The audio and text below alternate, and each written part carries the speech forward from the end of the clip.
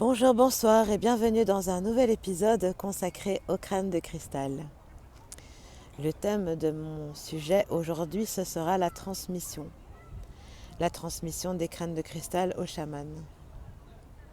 Et je vous présente, pour faire cette petite vidéo, Tatsavetur Valeniam, le quartz rose, et Pirate, en quartz de cristal de roche.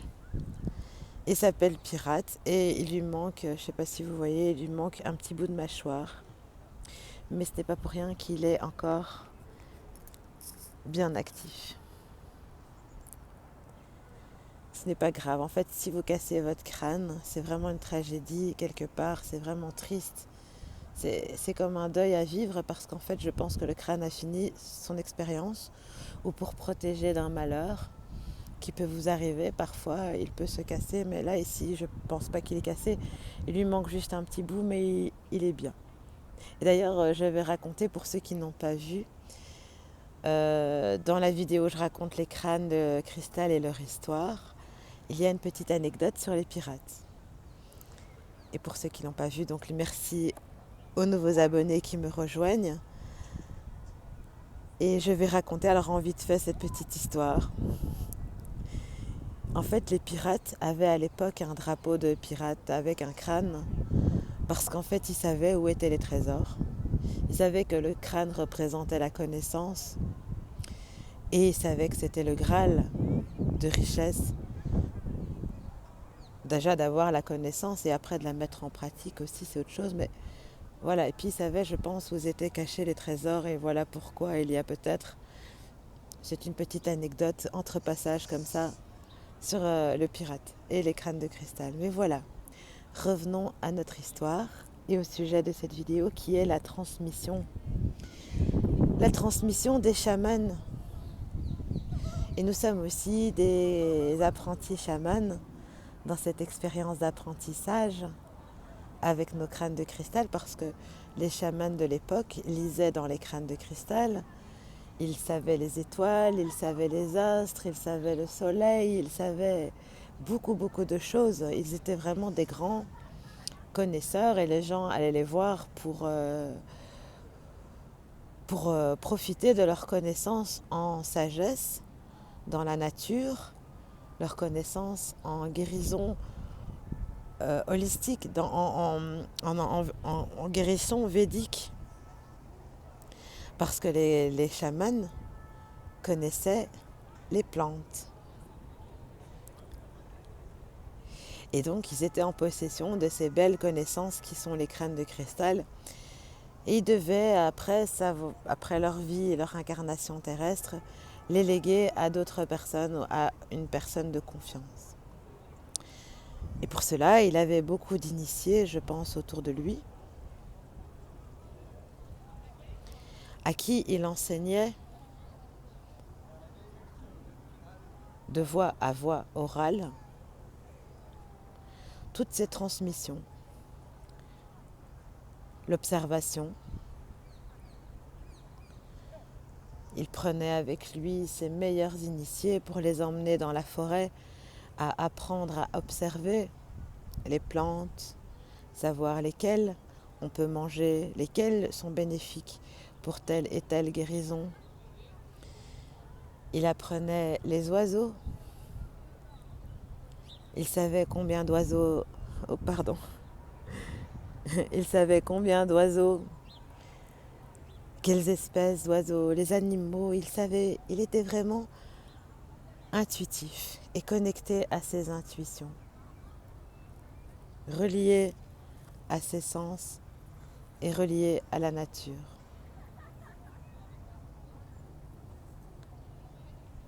Aussi bien dans l'observation que l'écoute.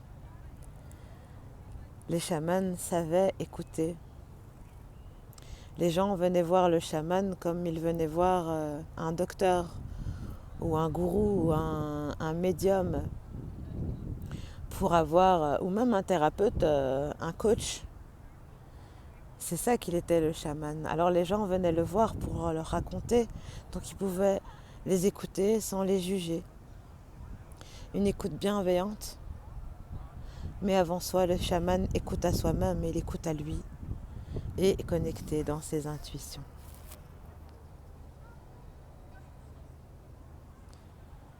Pleine de sagesse.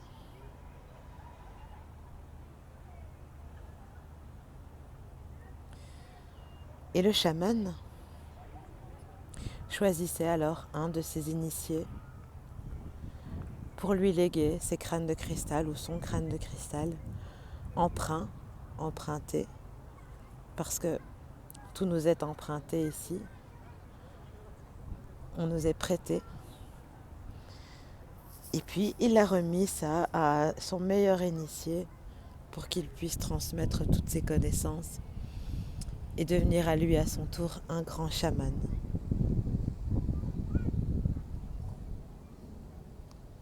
En toute gratitude, en toute gratuité. Ce transfert se faisait en gratuité, en détachement, parce que les chamans étaient dans le grand détachement,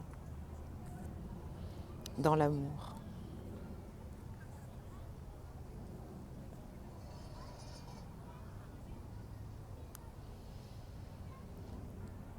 Et dans ces crânes, et de par ces crânes, ils transmettaient toute la lumière, toute leur connaissance. Parce que nous avons mis quelque part nos empreintes, nous avons mis nos empreintes dans nos crânes, nous avons mis nos mémoires dans nos crânes, et nos mémoires fusionnent et grandissent avec la conscience cristalline empruntée dans ce... Oh, oh la belle surprise! Oh là... Oh, coucou! Coucou les coins-coins, et je les avais même pas vus.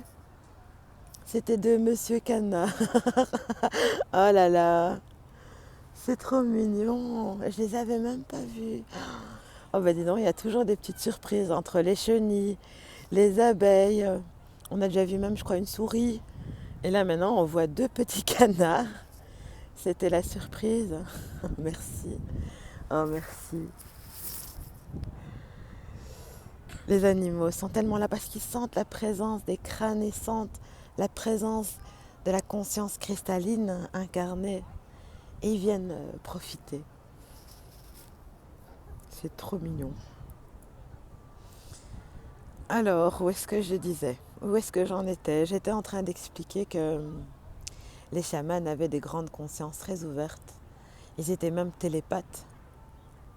Et donc, ils offraient, dans la gratitude et la gratuité, puisque dans le mot gratitude, on entend gratuité, humblement leur crâne. Et après, le crâne, il est libre, la conscience cristalline est libre de suivre le chaman dans ses autres vies, avec lui, dans les autres plans, ou alors de rester pour le chaman qui va le succéder. Et si la conscience cristalline le suit, une autre conscience va descendre pour ce nouveau chaman précédent. C'est-à-dire que c'est chaque fois une conscience cristalline qui revient pour chaque fois quelqu'un. Ou la même conscience qui revient peut-être pour d'autres personnes, en une seule conscience. Nous ici, quand nous allons partir, eh bien nous laisserons notre crâne ici, mais la conscience cristalline nous suivra. Ou alors elle restera là pour quelqu'un à qui on le donnera.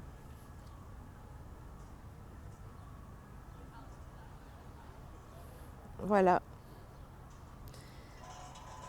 C'est cela la transmission. C'est la transe de la mission. La mission d'être à l'écoute, d'être bienveillant, à l'écoute de soi, à l'écoute des autres, bienveillant à soi, bienveillant aux autres, observateur de soi, observateur des autres, et toujours dans le non-jugement. C'est ça, dans mes croyances, la transmission chamanique, l'apprentissage des apprentis, sagesse que nous apprenons, transmise en mission d'être une unité.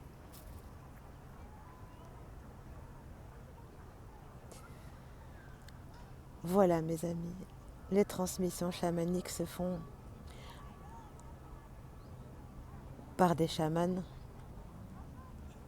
qui lèguent leur crâne de cristal à d'autres personnes chamanes qui elles vont aussi diffuser les messages partout, tout dans l'humble, en étant humble et dans une totale gratuité. Parce que qu'est-ce qu'on va laisser ici d'autre que cela? Voilà, je vous envoie plein d'amour, plein de gratitude. Merci d'avoir suivi cet épisode. Merci à tous les abonnés qui rejoignent ma chaîne. Merci pour ceux qui sont déjà là. Plein d'amour et gratitude. C'était Shamina Shami avec Pirate et Tatsavetur Valeniam. Que la lumière soit. Merci, merci, merci.